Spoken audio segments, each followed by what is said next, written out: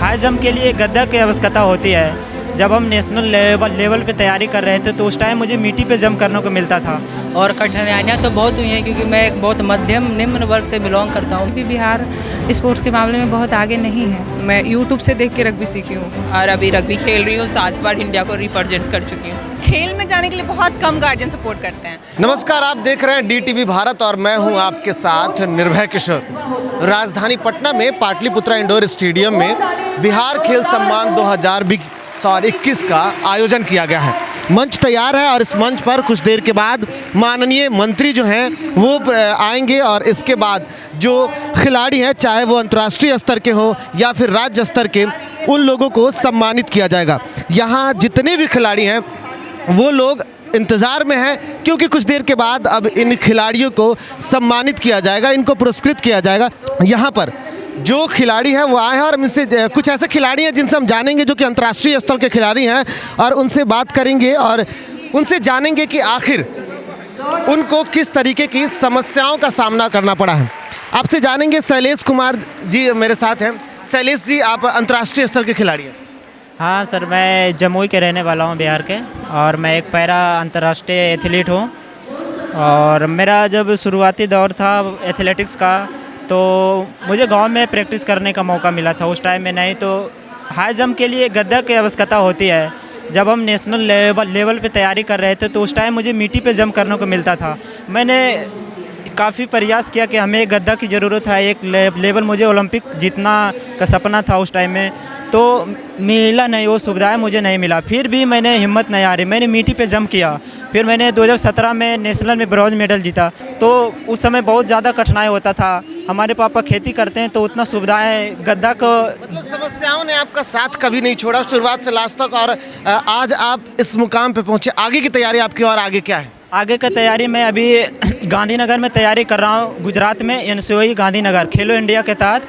और मैं अभी वहाँ पैरा ओलंपिक 2 अभी होने वाला है अगस्त में, मैं उसका अभी तैयारी कर रहा हूँ। आप ताइक्वांडो को लेकर के बहुत सारे ऐसे लोग जो होते हैं जिनको इंटरेस्ट होता है या फिर कराटे खेलने का, उनको क्या सुझाव दोगे आप? सर, उनको अच्छा सुझाव दूंगा सर। ताइक्वांडो बहुत अच्छे गेम है सर। ताइक्वांडो एक ओलंपिक गेम के साथ साथ सेल्फ डिफेंस भी है सर। वो लड़के लड़कियां सभी सारे खेल सकते हैं सर, इसीलिए मैं उनको सुझाव दूंगा आप ताइक्वांडो सीखें। सुरक्षा को लेकर के लड़कियों को ज़्यादातर देखा गया है कि सरकार की तरफ से भी उनको कराटे सिखाए जाते हैं या ताइक्वांडो सिखाए जाते हैं, तो उनको जो लड़कियां हैं वो एज ए प्रोफेशन भी मतलब जिस तरीके से आप खेल रहे हो वो भी इसमें आ सकती हैं? बिल्कुल सर, बिल्कुल, वो भी एज ए प्रोफेशन भी वो कर सकते हैं, लेकिन वो पहले उनको शुरुआत अच्छे कोचेस मिलने चाहिए सर, अच्छे जगह मिलने चाहिए सर, तो वो भी इस लेवल पर। बिहार में वो उपलब्ध है? बिहार में बिल्कुल उपलब्ध है सर। हमारे जो सेक्रेटरी हैं वो अपना 100% देते हैं सर। हम लोग उन्हीं की वजह से आज यहाँ तक पहुँच पाए सर।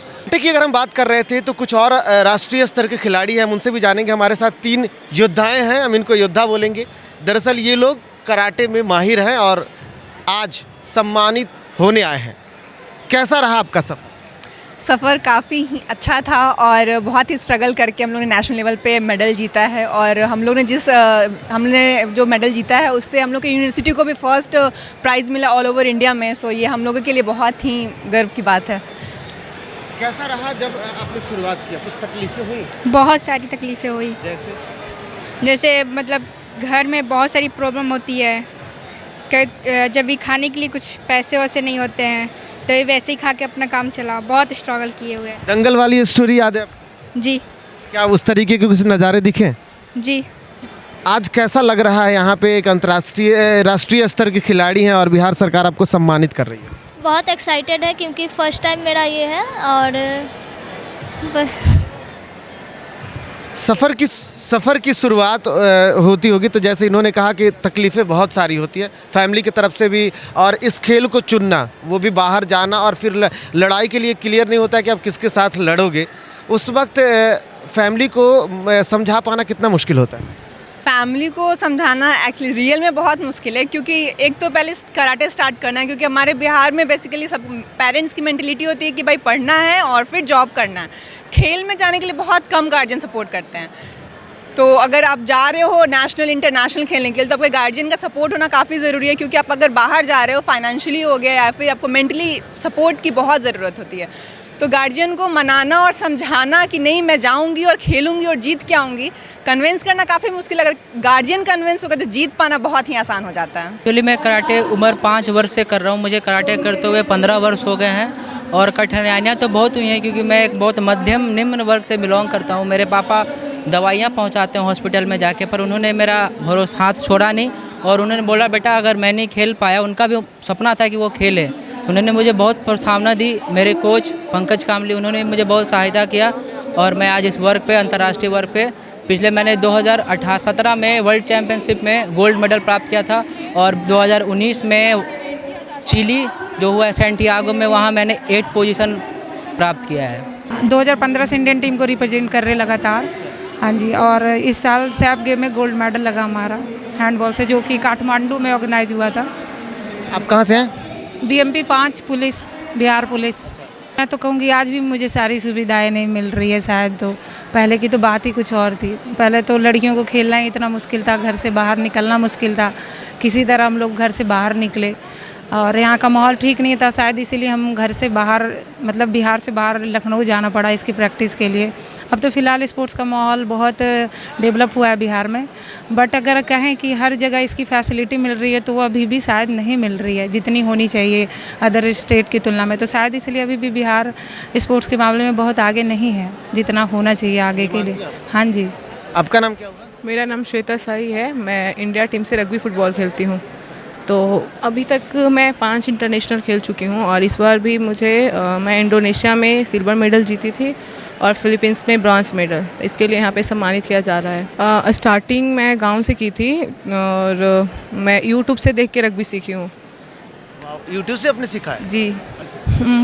हाँ, बहुत सुविधाएं मिली थी क्योंकि स्टार्टिंग में कुछ पता नहीं था कि रग्बी क्या होता है, क्योंकि यहाँ पे बिहार में कोई लोग जानते नहीं। आप लोग जानते हैं कि ये यूरोपीय देश का खेल है। तो स्टार्टिंग में हम यहाँ से सिलेक्ट होकर बिहार टीम से गए थे नेशनल खेलने के लिए, तो बहुत सारा रूल्स था, पता नहीं चलता था कैसे क्या है, तो मैं यूट्यूब के ज़रिए ही सीखी हूँ। हाँ जी। तो उसके बाद से आपके कोई गुरु रहे या यूट्यूब को ही अपना गुरु बनाया आपने? यूट्यूब भी मेरे गुरु हैं और जो मेरे सेक्रेटरी हैं वो बहुत सपोर्ट किए इसमें, तो इसी वजह से हम आगे बढ़े। एक्चुअली मैं पहले एथलेटिक्स करती थी, तो एथलेटिक्स से ही हमें पता चला। हम जब ये एथलेटिक्स से स्टेट मीट करने आई तो जो रग्बी एसोसिएशन के सेक्रेटरी हैं पंकज कुमार ज्योति सर, वो बताए कि आप रग्बी खेलो अच्छा करोगे।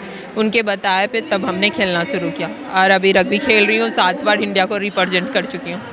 7 बार इंडिया को रिप्रेजेंट कर चुके हैं आप। खेल जब चेंज की तो आपको कुछ समस्याएं नहीं हुई?